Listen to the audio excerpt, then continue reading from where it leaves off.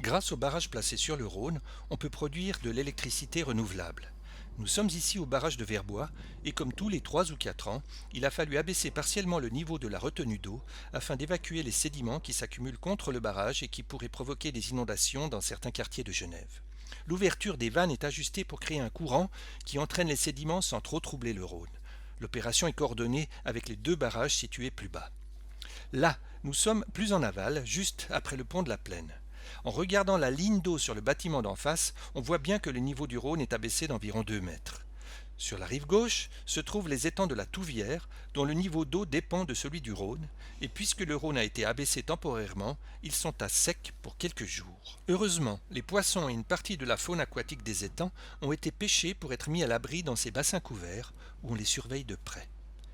Les précieuses anodontes, de grandes moules d'eau douce devenues rares dans le canton, ont aussi été mises à l'abri de la sécheresse. Nous voici en plein travaux d'excavation sur l'étang qui est le plus en aval.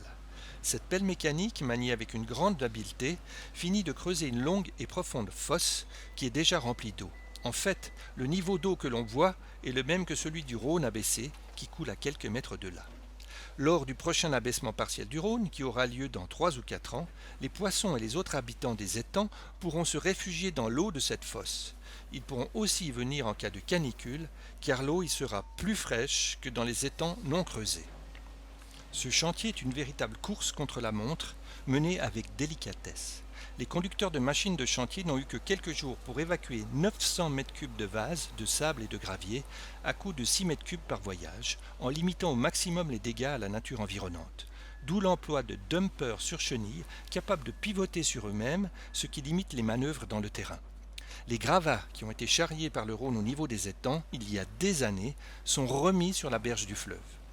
Et pendant qu'un dumper sur chenille décharge, un autre est chargé par la pelle mécanique.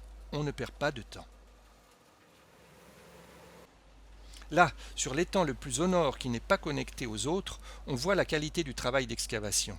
La fosse est remplie d'eau, les berges sont en pente douce, les environs ont été préservés. Quant à la vase retirée des étangs, elle a été conservée à part. Une fois séchée, elle sera évacuée en décharge.